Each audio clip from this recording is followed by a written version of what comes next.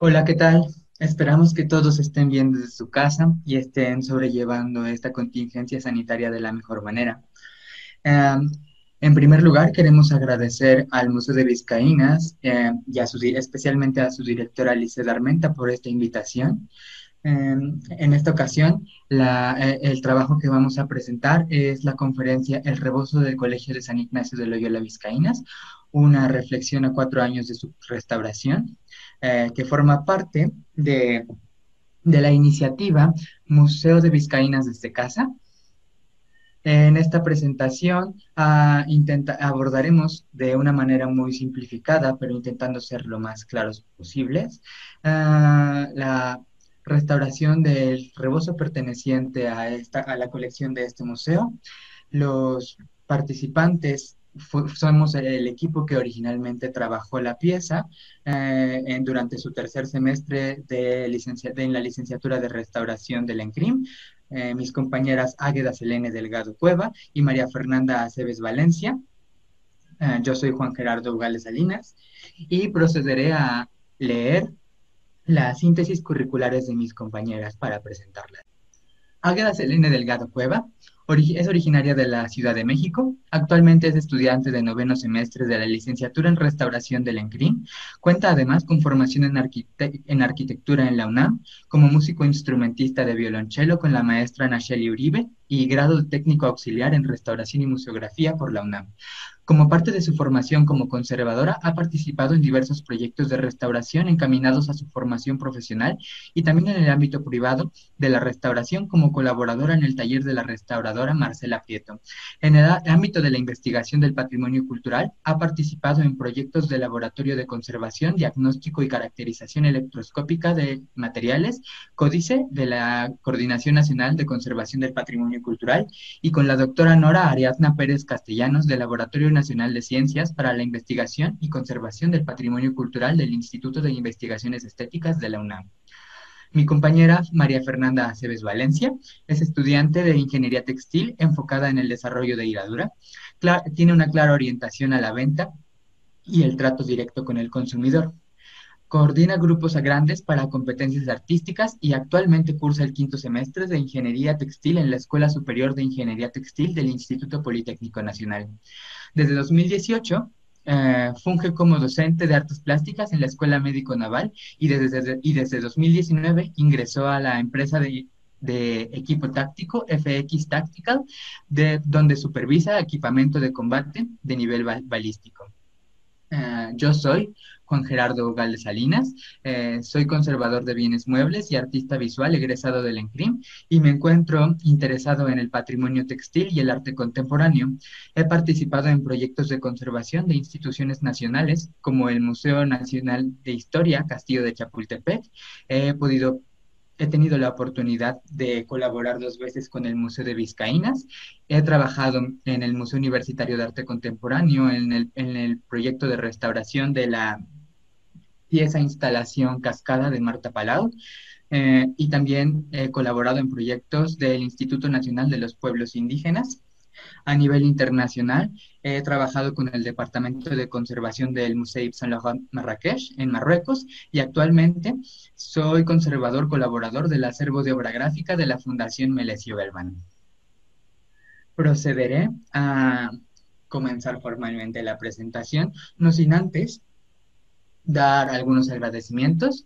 Agradecemos a nuestras profesoras del Seminario Taller de Textiles del ENCRIM, la licenciada Rosa Lorena Román Torres, que es la profesora titular del taller, a la licenciada Ana Julia Poncelis Gutiérrez y a la licenciada Marta Contreras Sáenz. Ambas fueron adjuntas durante nuestro tercer semestre de carrera en el taller.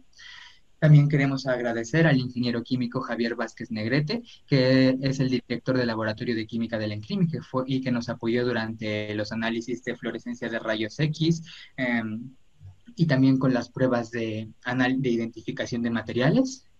Al doctor Orlando Martínez Zapata, que fue asesor en las pruebas de colorimetría y con los resultados del microscopio electrónico de barrido, y a la maestra Gabriela Cruz Chagoyán, que fue la directora del Departamento de Biología del ENCRIM mientras nosotros éramos cursantes del taller.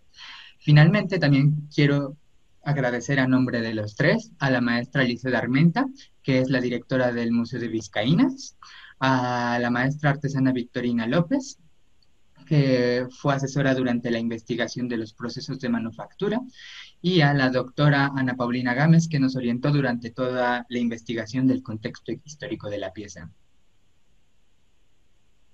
De manera general, este es bueno, más bien, para comenzar, este es el caso que vamos a presentarles hoy. Esta es la fotografía de inicio de proceso del rebozo. Eh, Algo que es importante mencionar es que es que como parte de nuestras actividades como conservadores, es importante llevar un registro documental, un registro fotográfico de los objetos durante toda la intervención, esto contando el inicio y el final de esta. En este caso es la fotografía de inicio y es algo importante y es algo importante a realizar, pues estas fotografías nos sirven como documentos o testimonios para comprobar el estado, cuánto ha cambiado, en número uno, cuánto ha cambiado la pieza a través de la restauración y en segundo, tener un testimonio de cómo fue que recibimos la obra y cómo es que la estamos devolviendo. Procederé a hablar un poco sobre la metodología de trabajo. Esta metodología, esta tabla es muy esquemática, pero creo que nos puede ayudar a mostrarles brevemente cuál fue el proceso que se tomó de planeación para la realización del proyecto. Como ya lo dije, se comienza y se termina con un registro fotográfico general. Eh, es importante mencionar que durante el proceso de restauración, también se lleva a cabo un registro de los procesos y de y de todos los hallazgos que encontramos. Pero antes de ello, comenzamos con un análisis organoléptico, que es el primer acercamiento. Es un proceso de reconocimiento general de la obra, sus características importantes. Empezamos a dilucidar cuáles son las problemáticas que presenta. Y una vez que realizamos esto, procedemos por una parte a la investigación histórica en la que nos enfocamos a contextualizar la pieza, a reconocer sus posibles momentos temporales y por otra parte, los análisis instrumentales, que son los procesos de identificación de materiales, analizar la técnica de manufactura, realizar algunas pruebas para determinar el estado de conservación.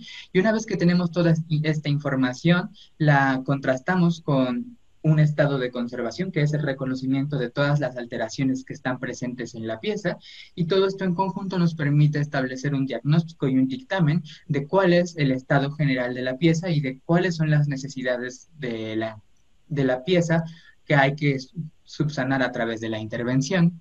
Se realiza una propuesta de restauración. Esta propuesta es un ejercicio que en la escuela se desarrolla fundamentalmente como con propósitos didácticos, es algo muy formativo, pues nos permite analizar toda la información que tenemos y cómo aprovecharla en la restauración. Se determinan cuáles son los procesos y criterios que van a ser el eje de toda la intervención. Y una vez que se tiene claro todo esto, se procede a la restauración como tal, que es donde se realizan los procedimientos directos sobre el objeto. Una vez que se termina la restauración, se procede, como ya les dije, a realizar el registro fotográfico de final de intervención. Um, Les contaré un poco sobre la cronología. El primer, la primera fecha estimada que está en esta tabla es el siglo XVIII-XIX, que es la posible fecha de manufactura del objeto. Ya en las siguientes diapositivas explicaremos más a fondo toda la parte de contexto. A continuación, en 2015, fue el año de hallazgo del rebozo. El rebozo se encontró dentro de un sobre de papel y se encontraba en muy mal estado, por lo que se concluyó que era necesaria su restauración. En 2016, el rebozo se envía al Seminario Taller de Restauración de Textiles del ENCRIM y ese mismo año Comienza la restauración como parte de un ejercicio formativo y profesional de sus alumnos, de sus alumnos, en este caso nosotros. Y bueno, la restauración concluyó hasta 2017 por la complejidad de el objeto, que es algo que también describiremos a continuación. Y bueno, en la fotografía que aparece en la diapositiva pueden ver ah, una de las fotos de registro de cuando el objeto fue hallado y cómo fue que se realizaron acciones preventivas para intentar limitar su manipulación, que son cosas que vamos también a mencionar en la parte final de la presentación. Bueno, pues ahora vamos a presentarles un poco del el contexto de este bonito rebozo. La siguiente, por favor.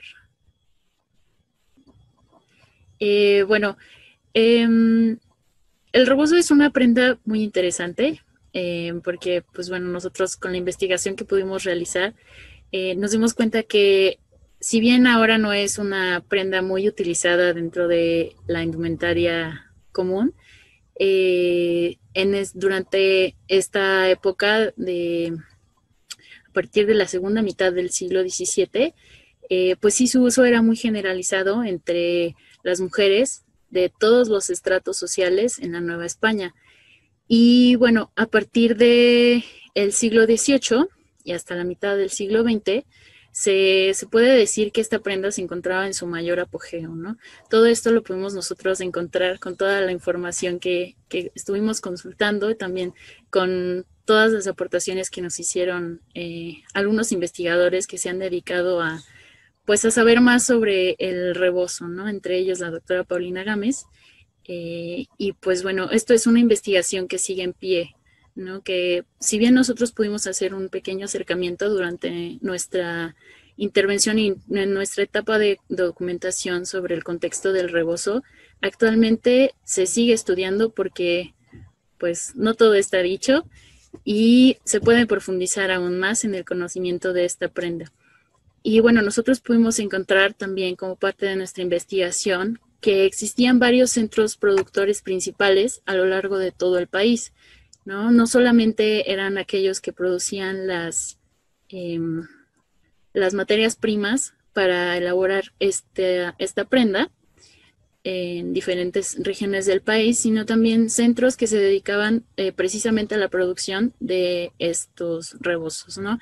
Entre ellos, algunos todavía siguen vigentes, otros todavía han disminuido con el paso del tiempo, pero pues mencionar entre algunos de ellos Santa María del Río, en San Luis Potosí, que sigue siendo muy conocido por su producción rebocera, Tenancingo y bueno, Guanajuato, se menciona también regiones de Tepic, de Nayarit.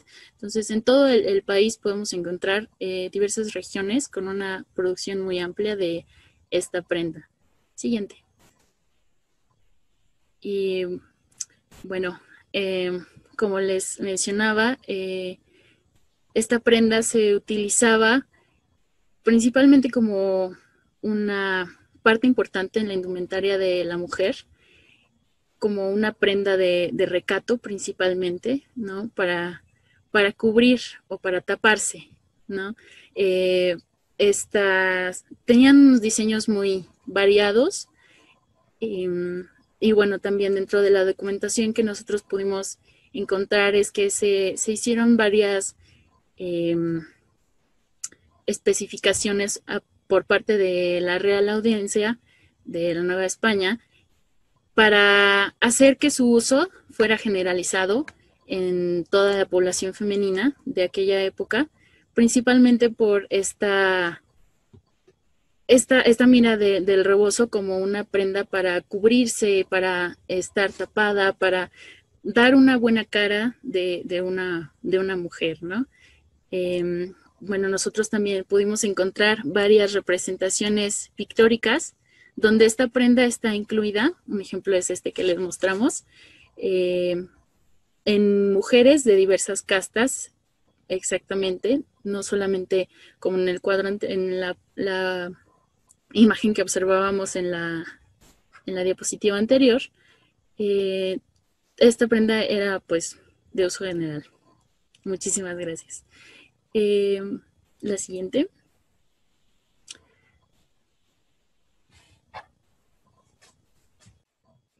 Y bueno, también como parte de la vida común de esta prenda, también era muy empleada como parte del dote que muchas mujeres tenían que proporcionar al ingresar a colegios o conventos de esta época, ¿no?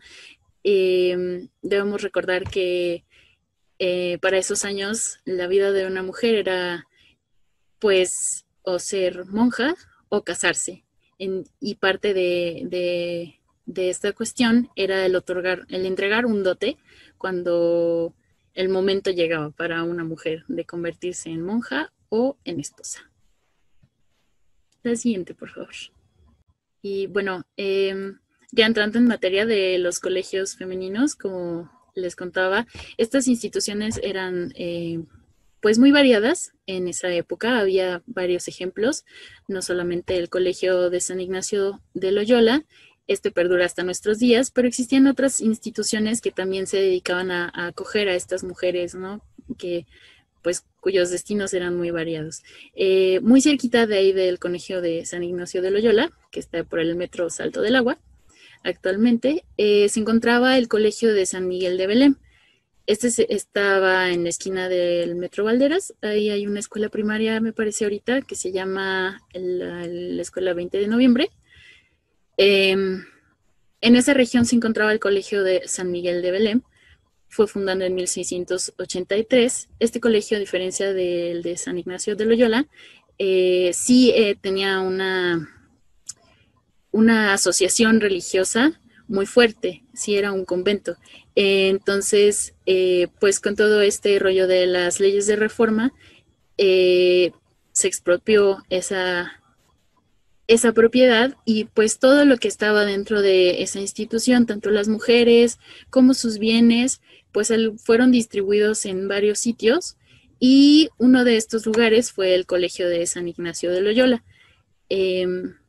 Entonces, pues mucho de los bienes de las mujeres que estaban internas en ese convento están actualmente como parte del acervo del museo y pues también las mujeres se quedaron en el colegio para cumplir con las funciones de seguir educando a las niñas que recibían ahí clases o a apoyar a las mujeres que estaban internas en este sitio, ¿no?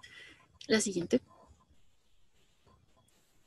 Y bueno, esto como nos ayuda al entendimiento del rebozo de vizcaínas. La siguiente.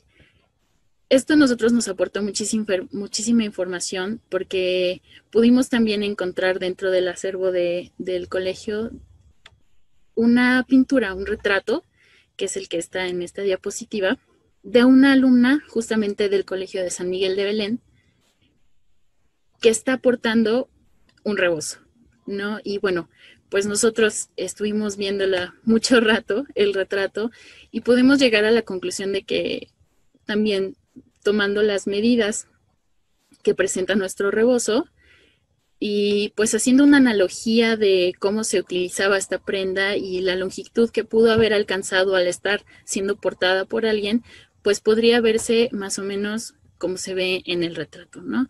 Y bueno, el diseño es muy parecido al que nosotros observamos en nuestro rebozo, bueno, el que nosotros intervenimos, y pues eso nos llevó a pensar que tal vez esta prenda también formaba parte de los bienes que pasaron del Colegio de San Miguel de Belém al Colegio de Vizcaínas. Esto nosotros no lo pudimos comprobar porque pues se requería de un estudio muchísimo más amplio y más complejo, tanto de la documentación con la que cuenta el archivo del colegio como de otros archivos, ¿no? Y pues nosotros en nuestro tercer semestre de la licenciatura aún no estábamos preparados para hacer una paleografía de estos documentos para poder leer toda la redacción y pues tampoco podíamos contar con el tiempo para hacer una investigación a tal grado para descubrir exactamente si podíamos rastrear de dónde provenía el rebozo que nosotros intervenimos, ¿no? pero pues tenemos estas analogías que nos hacen pensar a nosotros que quizá pudo haber venido de ahí o quizá no, ¿no? Hace falta comprobar más esta, esta hipótesis a la que nosotros llegamos. La siguiente. Y bueno, ahora sí, entrando ya en las características del rebozo, ya que vimos como todo su contexto. Esta prenda es muy, muy bonita. No tenemos el autor, tampoco pudimos llegar a determinarlo, de qué región pudo haber provenido, debido a que pues las condiciones en las que se encuentra hacen ver algunas partes de su decoración, de su técnica de manufactura, sin embargo no está completa. Y pues también pudimos hacer una comparación con algunos ejemplares de rebozos de otros estados, pero no llegamos a determinar concretamente cuál es su procedencia. Este rebozo está elaborado con una urdimbre, que son los tejidos que van en sentido vertical, de seda, y también como parte de la urdimbre, hilos entorchados de plata y plata sobredorada, y como parte de la trama, que son los hilos que se encuentran en sentido horizontal, el algodón. Hilos de algodón que nosotros pudimos determinar que están hilados a mano. Bueno, las dimensiones totales de este rebozo son de 272.5 centímetros de longitud por 72 centímetros de ancho. Está compuesto por 3 elementos del rebozo, que son el paño, que sería toda esta zona donde se encuentran los hilos de la urdimbre y de la trama conformando el cuerpo del rebozo, y un rapacejo que se puede reconocer como un entramado que está en las orillas de el cuerpo del rebozo o el paño, y al final a los lados del rapacejo están los flecos, ¿no? Bueno, nosotros pues a partir de muchísima observación llegamos a determinar esto.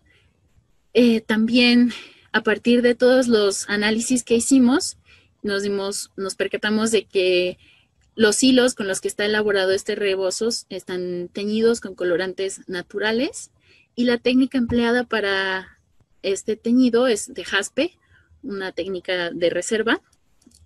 Y bueno, el tejido está conformado por la técnica de telar de cintura. Esto lo pudimos nosotros constatar también por los orillos del rebozo. Es una observación pues que nosotros tuvimos que hacer con mucha asesoría también de la maestra Victorina, porque pues bueno, ellos son quienes elaboran las prendas con telar de cintura actualmente todavía, y pues nos dieron un poco más de luz también en cómo reconocer una prenda elaborada con estas técnicas.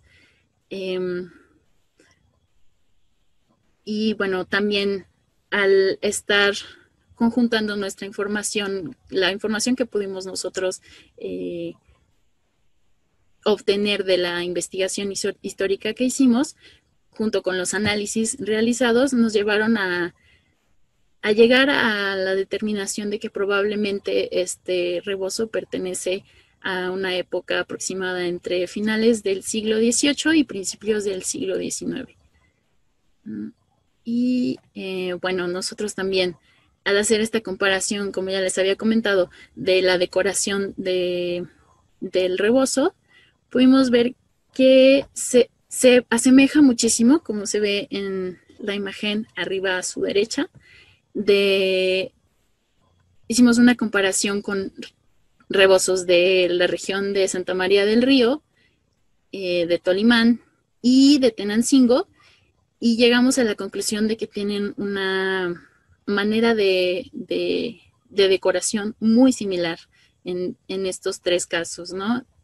Muy cercana a estas regiones, pero pues nosotros no pudimos determinar con exactitud de qué región pertenece.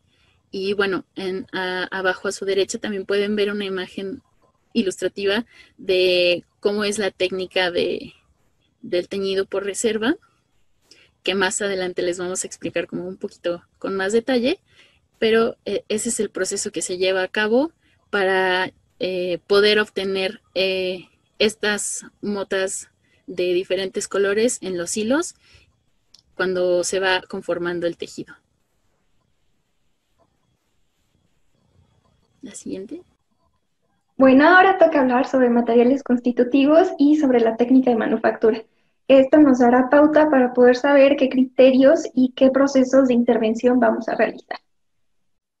Bueno, tenemos que en nuestro rebozo está constituido por algodón en su trama. Recordemos que la trama es la que va en sentido horizontal y nuestro ordimbre es la que va en sentido vertical. Entonces, nuestra trama es de algodón. Observamos que es hilado a mano, ya sea con un uso o un malacate. Eso no lo podemos determinar, pero puede ser cualquiera de los dos procedimientos. Después, en nuestro ordimbre tenemos seda, la cual obtenemos por capullos de orugas. Y el diseño que vemos en el rebozo está obtenido gracias a una técnica de teñido por reserva que llamamos en México jaspe o, para generalizar, ICAT. Que esta técnica consiste en aislar los hilos mediante amarres o nudos al fin de evitar que el tinte penetre en esa sección. Ahora en los colorantes tenemos dos procesos diferentes, uno para la trama y el otro para la ordimbre. En el caso de la trama, el colorante que se usó fueron los taninos y en el caso de la seda fueron hierros viejos en una olla. Esto es fundamental para entender el proceso de deterioro del rebozo. Y por último tenemos los hilos entorchados. Estos se conforman de laminillas de metal muy delgadas envueltas en un alma de seda en este caso. Siguiente, por favor. Ok, ahora vamos a profundizar en la técnica de manufactura. Tenemos que estar conformado por un ligamento llamado tafetán. Este ligamento consiste en entrecruzar hilos, digamos, uno de trama por uno de ordimbre. Este será nuestro proceso y de hecho es el ligamento básico para realizar cualquier tejido, es el fundamental. En el caso de la confección pudimos determinar que está realizado gracias a un telar de cintura. Esto lo pudimos identificar ya que en los extremos del rebozo se encuentra una sección que se determina como cierre o juntura. Esto es fundamental para poder trabajar en un telar de cintura. Entonces, tenemos que el telar de cintura se conforma de algunas partes fundamentales, que son los... ¿Eso lo menciono o no? Ok. Tenemos que el telar de cintura se conforma de ciertas partes fundamentales. Algunos pueden variar, pero las fundamentales son las siguientes.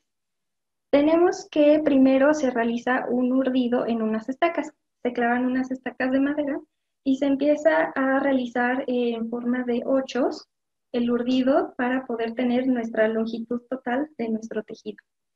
Y después, ya que tenemos este urdido, se va a montar en el telar de cintura. Este proceso yo considero que es uno de los más difíciles porque en este momento todo se puede arruinar y tendríamos que iniciar de nuevo. Una vez que ya lo tenemos montado, procederemos a insertar la trama. Entonces, lo que sucede con la trama, como les comentaba, se levanta el telar de cintura para que podamos intersectar uno a uno los hilos de la trama para poder formar el tafetán. Bueno, ahora vamos a profundizar en las fibras constitutivas. Podemos afirmar y saber que está conformada por las fibras anteriormente mencionadas, algodón, seda y en el caso del entorchado, que tiene un alma de seda por unas muestras que tomamos cuidadosamente del rebozo. Estas muestras no interfieren en ningún sentido con su conformación y no comprometen su estabilidad. Entonces, estas muestras fueron llevadas al laboratorio y podemos determinar, en el caso de la seda, observamos que es un filamento continuo, no tiene ningún corte, es continuo, y se ven unas especies de bolitas. Esas bolitas se llaman descansos, que es justo cuando el gusano de seda se cansa de producir el filamento, descansa y se produce esa bola de secreción. En el caso del algodón, como les comentaba, podemos ver que no está mercerizado. Si estuviera mercerizado, observaríamos que las convoluciones se verían más alargadas. Y en este caso observamos el algodón natural. Y la foto que es más interesante es la de laminado. Podemos ver que es una lámina totalmente plana, porque en algunas ocasiones no es una lámina, sino es un hilo redondeado. Entonces aquí podemos ver que es la lámina y adentro están toda la alma de la seda. Siguiente, por favor. Ahora, los colorantes y los aprestos. Pudimos identificar los taninos y los óxidos ferrosos mediante pruebas con ácido clorhídrico. Pudimos observar que estos resultados fueron positivos a esto, ya que la coloración que nos dio el líquido es de color verde. Esto nos indica que es positivo y que no es algún otro colorante. Y también presentamos pruebas para observar si tenía un apresto, pero realmente nos dio un resultado falso positivo. Por último, los exámenes que realizamos fueron la fluorescencia de rayos X y la colorimetría. La colorimetría es un estudio que mide cualitativamente el cambio de color de los hilos de la trama y del ordimbre.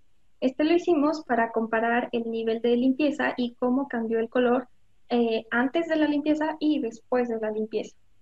Después tenemos el FRX, que analiza los elementos metálicos que puede haber en la composición del rebozo.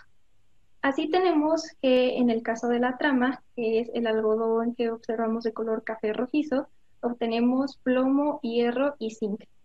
En el caso de la seda, o sea, nuestra ordimbre, obtuvimos hierro, cobre, zinc, plomo y oro.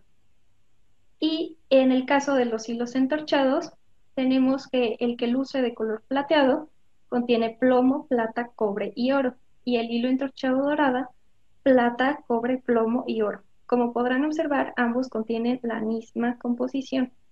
Lo que cambia el por qué lo vemos de diferente color es porque el hilo dorado tiene una capa de color dorado del oro. Esto significa que está sobre la base es una aleación de plata, no es plata pura, es una aleación. Y sobre esta va la lámina de oro. Ahora vamos a pasar a hablar sobre estado de conservación. Algo que hay que aclarar al momento de hablar sobre estado de conservación es que todos los objetos tienen cambios tanto físicos como químicos. Estos pueden ser producto de alteraciones naturales de los materiales constitutivos o también pueden ser el resultado de agentes externos como las condiciones ambientales, que son la humedad o la temperatura, la incidencia de la luz. Estas condiciones son en las que todo el tiempo, en las que el objeto está inmerso y pueden variar con el paso del tiempo. Otras alteraciones externas pueden ser los usos y las manipulaciones que se le dieron o las condiciones en las que se almacenó.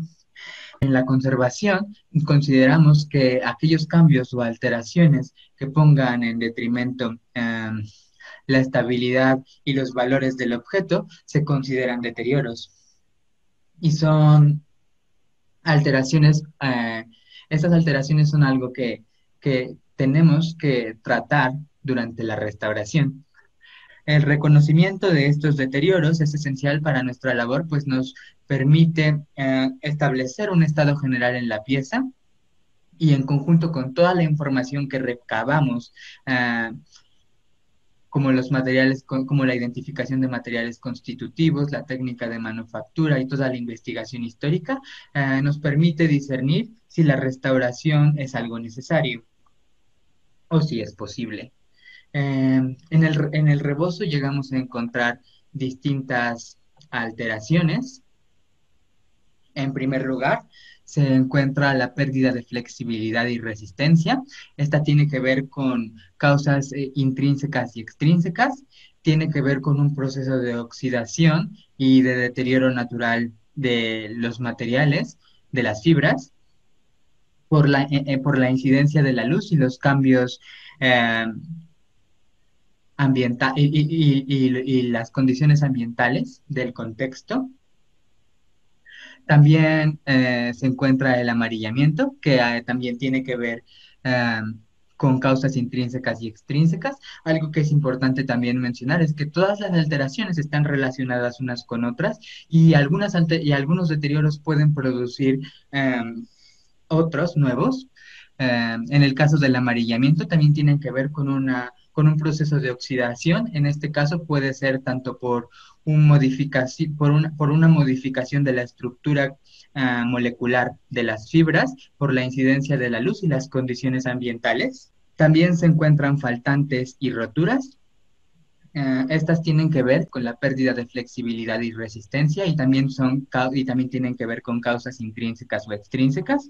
Um, Tienen también, estas a su vez se ven producidas por un proceso de hidrólisis y también había arrugas, dobleces, deformaciones, pérdida pérdida del patrón decorativo de los flecos, es decir, el rapacejo. Todo esto tiene que ver con causas antropogénicas, es decir, causas extrínsecas, y tiene que ver con la manipulación y el uso del objeto. Y finalmente se encontró suciedad generalizada.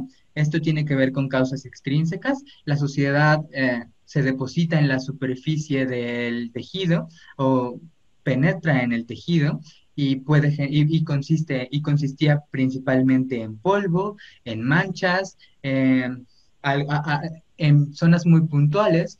eh, Recuerdo que llegamos a observar ciertas concreciones y bueno, a partir de todas estas observaciones y en relación con toda la información que recabamos anteriormente, se consideró que el estado del textil era grave, ya que afectaba tanto a la estabilidad y la estructura del tejido, al haber falta de resistencia, el tejido incluso se desintegraba. Y por otra parte, pues todos los daños generaban afectaciones en la apariencia y bueno, obviamente en la función. La función, hay que aclarar que el objetivo de la restauración no es rescatar la función del objeto. El objeto no puede volverse a utilizar como, como una pieza de indumentaria. Am, pero tiene una función como un testimonio histórico de la producción textil en el país y eso es, creo que algo que es muy importante rescatar ah, de este trabajo. A continuación, vamos a tratar la restauración del rebozo. Queremos aclarar que esta restauración fue guiada por principios tales como respeto a la originalidad, la integridad, la autenticidad y legibilidad de la pieza. Para cumplir estos principios objetivos, nosotros elegimos materiales que fueran estables, retratables, durables y compatibles física y químicamente con la materialidad de la pieza. Es importante recordar como los procesos de restauración y la metodología que planteamos desde el inicio, que a lo largo de toda la intervención se hace un registro muy puntual de los procesos que llevamos a cabo, con qué materiales, de qué modo, y la justificación de por qué se hace ese procedimiento, por qué se tomó esa decisión, para tener un registro, una documentación de todo ello y que en caso de que se requiera hacer un retratamiento de la obra, pues en este documento se pueda encontrar toda la información referente a la intervención que se realizó anteriormente, ¿no? Los materiales y todo esto.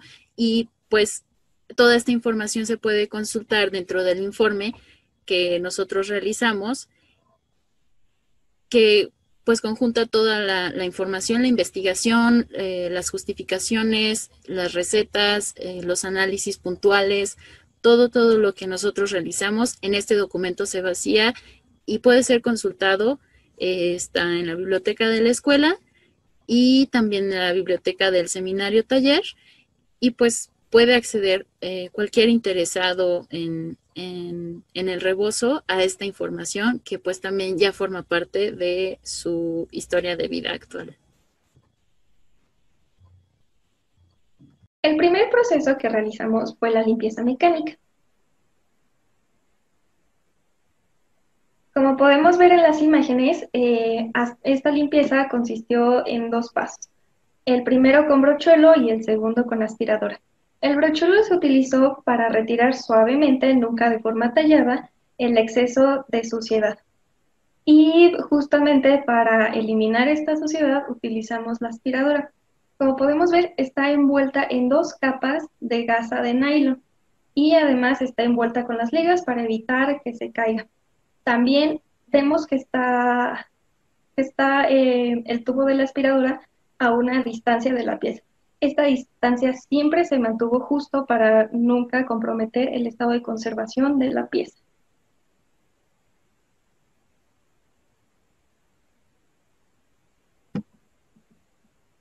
Después tenemos la corrección de plano. Como podemos ver en las imágenes, el rebozo presenta muchísima deformación y lo podemos observar en estas ondas que se ven claramente. Para corregirlas y regresarlas paralelamente, lo más que se pudiera, utilizamos una mezcla de propilenglicol mezclada con agua al 10%. Esto para que las fibras fueran más flexibles y tuvieran mayor suavidad y se pudieran acomodar mejor. Para regresarlas a plano, lo que utilizamos fueron unos palillos de bambú y unas pinzas de relojero. Lo que íbamos haciendo era irlas alineando y acomodando para que se quedaran en ese lugar. Para asegurar que se quedaran en dicha posición, utilizamos vidrios y unos plomos envueltos como peso para asegurar que se mantuvieran planos.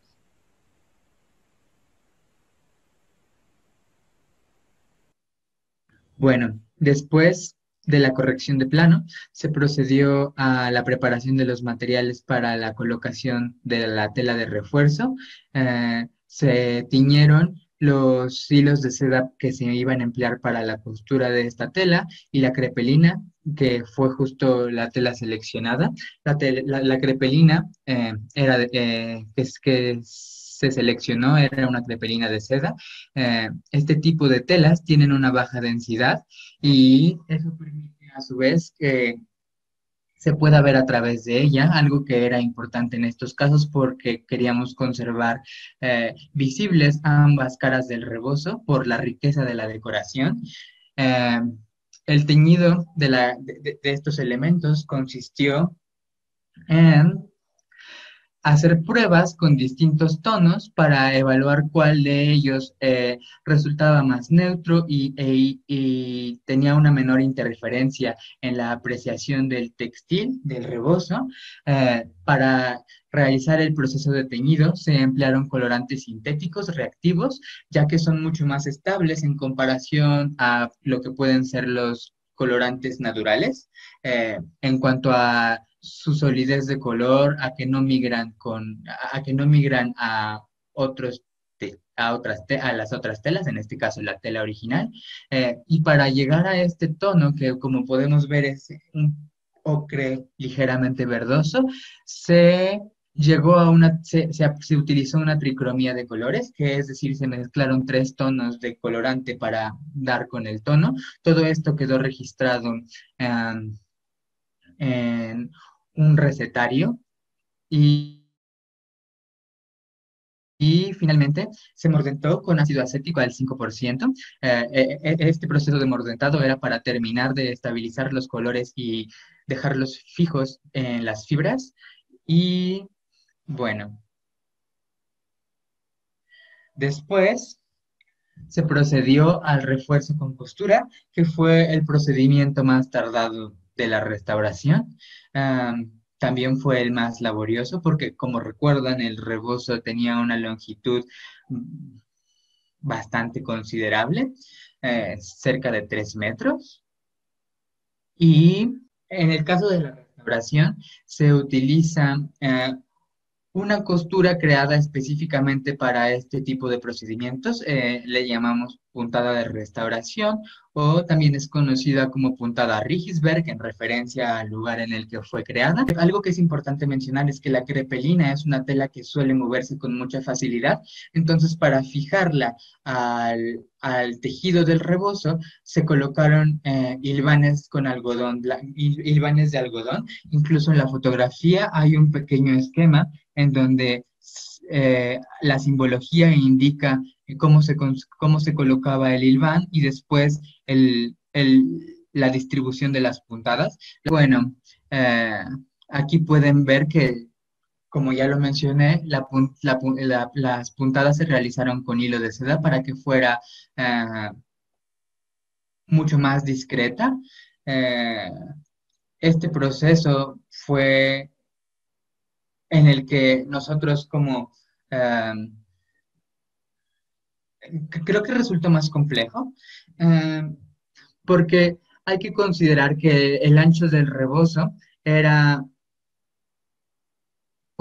era amplio, pero no lo suficiente para que 3 personas estuvieran cosiendo simultáneamente. Eso modificó mucho la movilidad durante el proceso de costura. Ah, en este caso, y llegamos a recibir ayuda de algunos de nuestros compañeros del taller.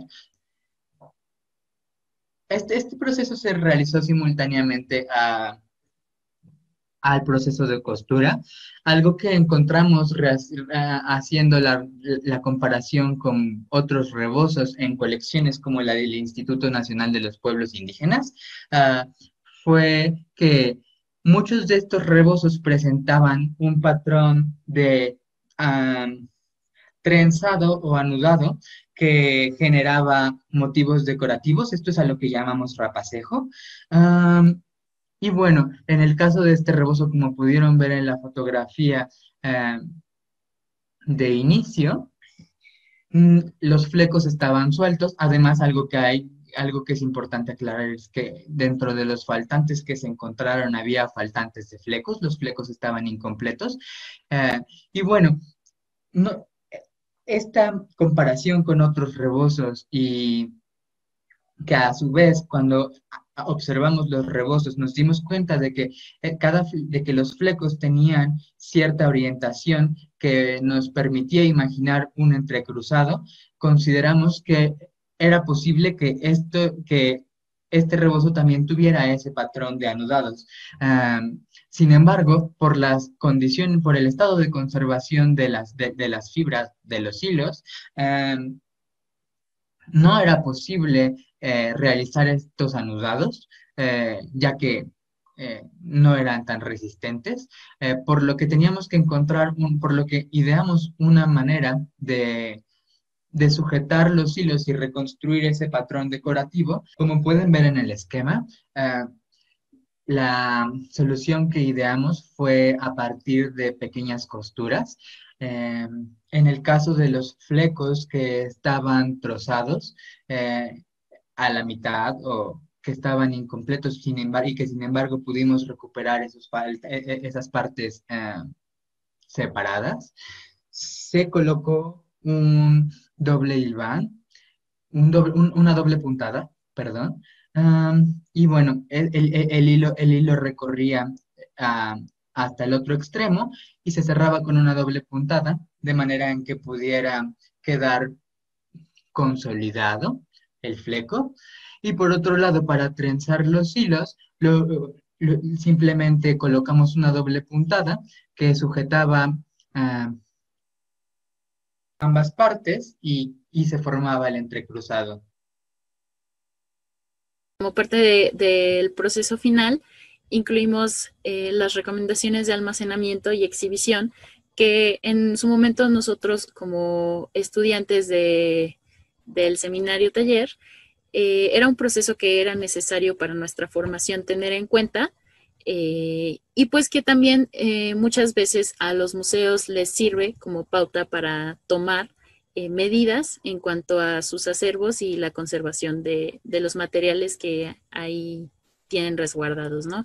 Y en el caso del rebozo, nosotros veíamos que era muy importante, dada la longitud de este elemento y de pues el estado en que se encontraban los materiales, aunque ya habíamos intervenido este rebozo, pues nosotros considerábamos que sí era importante pues que perdurara esa intervención en buen estado a través de estas recomendaciones que nosotros hicimos para su almacenamiento. Principalmente esto consiste en medidas en su resguardo para evitar que los materiales que ya se encuentran en una estabilidad o que nosotros dejamos con cierta estabilidad no se sigan deteriorando, es decir, que no continúe el proceso de deterioro que nosotros ya habíamos logrado estabilizar con nuestra intervención.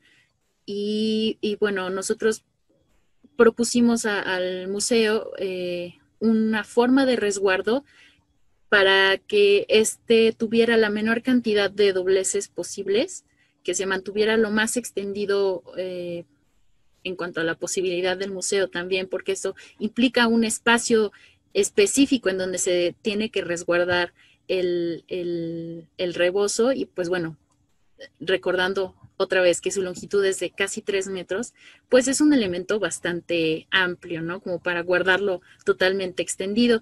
Y la medida que nosotros propusimos es a través de un tubo con un espesor considerable en su diámetro, no en cuanto a su material, lograr que se dieran la menor cantidad de vueltas al rebozo para poderlo resguardar en una postura circular que es un poco más orgánica y permite que las fibras no se doblen de manera angular, porque pues los dobleces de manera angular con el tiempo ocasionan más roturas.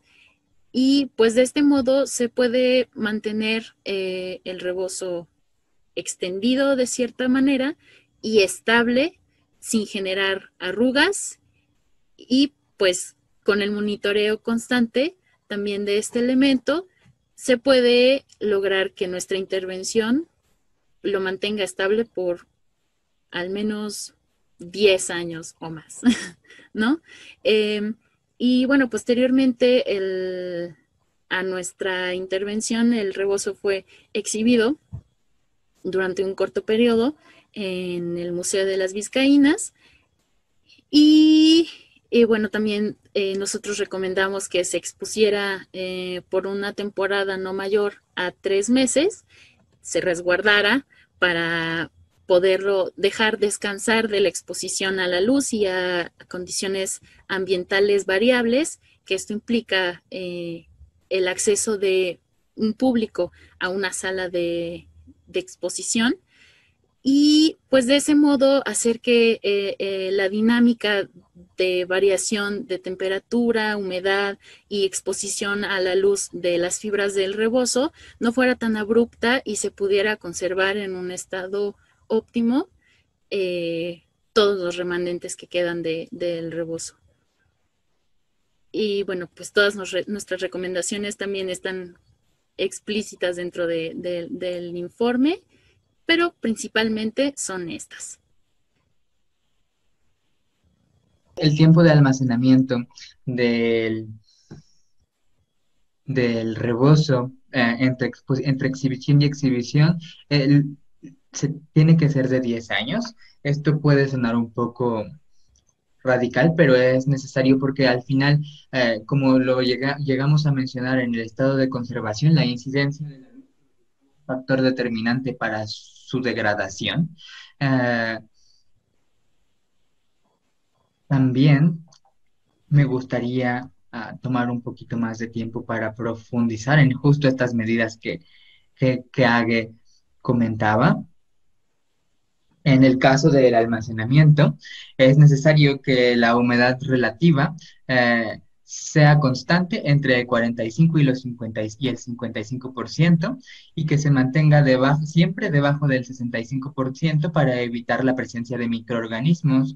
ah, y por encima del 35% para evitar ah, el resecamiento de las fibras. También se debe de evitar la exposición a la luz solar o artificial, por lo que se recomienda que el espacio sea iluminado solamente eh, cuando sea necesario, eh, con filtros para rayos UV y que y que esta luz artificial que se use ocasionalmente no supere los 50 luxes o LEDs. Ah, Sí, eso era lo que lo que quería agregar. sí, precisamente todas estas precisiones son pues necesarias justamente para asegurar que tanto el estado material del rebozo como el de nuestra intervención pues Sí. se conserve el mayor tiempo posible. Y bueno, esta es una fotografía casi de final de proceso. Eh, faltaba todavía terminar todo el enlazado de los flecos para reconstruir el patrón del rapacejo. Pero hay un cambio sustancial en comparación con la fotografía de inicio de proceso. Sí. Am, Y bueno, también recordar que toda nuestra intervención eh, pues estuvo acotada a los tiempos académicos con los que nosotros contábamos, ¿no? Y pues sin embargo logramos un gran avance en su momento para la intervención y la estabilización del rebozo, ¿no? Que esas eran como finalmente nuestras miras principales.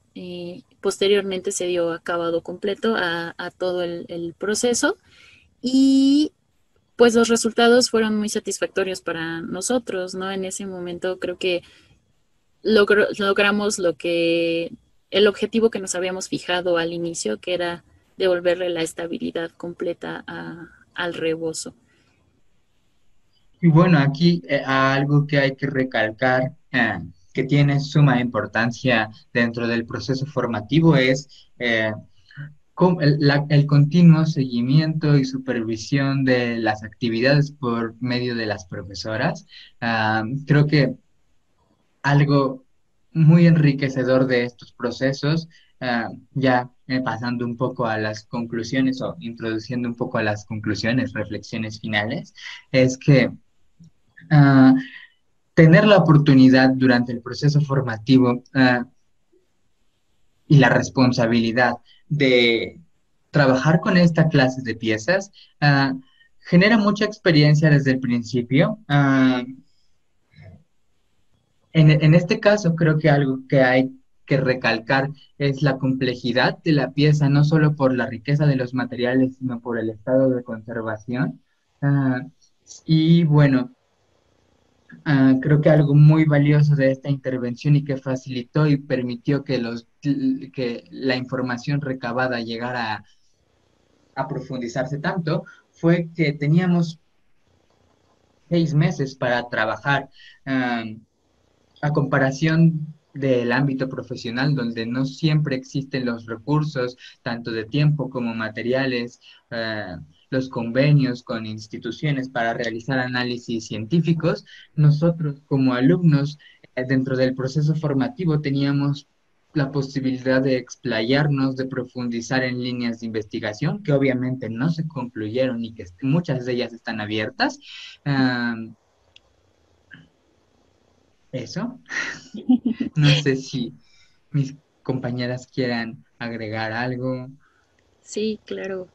Y pues bueno, también mencionar que pues que todas estas líneas que nosotros en el informe dejamos pues señaladas como que nosotros no pudimos concluirlas, sino abrir puerta a que pues cualquier persona que esté interesada en continuar con el estudio en ese sentido, en alguno de esos sentidos, pues puede realizarlo, ¿no? Nosotros ya a 4 años de esa primera intervención, ya estamos generándonos un montón de dudas y de nuevas opciones y opiniones a partir de esta primera intervención que nosotros hicimos como alumnos en su momento del tercer semestre de la licenciatura en restauración, y pues que actualmente ya vemos quizá con otros ojos. Pero eso no quiere decir que haya estado mal lo primero que hicimos, sino que en su momento ese fue el primer acercamiento y las primeras decisiones que nosotros pudimos tomar con toda la información con la que nos pudimos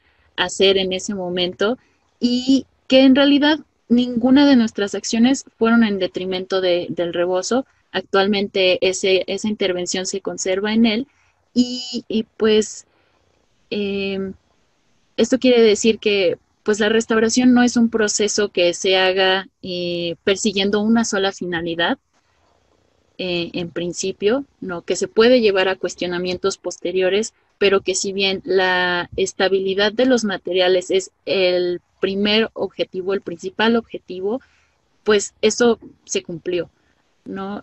Lo cuidamos mucho también la compatibilidad de los materiales que nosotros empleamos para la restauración de este rebozo, y pues justamente eso, ¿no? Resaltar todos los atributos que nosotros reconocimos en él y conservarlos, ¿no? Que se pudieran continuar observando y sacarle muchísimo más información a este elemento que pues es muy rico, es muy variado, y pues yo considero que es muy único, ¿no? Poder observar todo lo que nosotros pudimos hacer en este rebozo, muy pocas veces es posible, y bueno, con los estudios y los análisis que nosotros hicimos aportan muchísima información para que se pueda seguir estudiando e investigando acerca de la producción rebocera en México y de estos increíbles ejemplares de indumentaria mexicana. Y bueno, creo que para finalizar mi intervención me gustaría mucho señalar un punto que justo Águeda acaba de comentar. Ah, a 4 años de la intervención del rebozo, ah, yo creo que en mi caso personal, más que dudas, son cuestionamientos al proceder de nuestra metodología, ¿no? Ah, creo que al, como ella dice, no se trata de demeritar lo que se hizo, al contrario, creo que para un trabajo de tercer semestre eh, el resultado fue bueno, y creo que al final, como también lo dijo Águeda, se rescataron, se consiguieron los objetivos que se pretendían. Sin embargo, creo que hoy, conociendo mucho, creo que teniendo mucha más experiencia los tres, ah, sabemos que existen otras maneras de hacer las cosas que quizás ah, se pueden aplicar los criterios que utilizamos de otra manera, y creo que sobre todo, o sea, ser muy conscientes de que lo que hicimos se realizó con los recursos que teníamos ante las posibilidades que se nos presentaban, ah, recalcando que era un proceso formativo.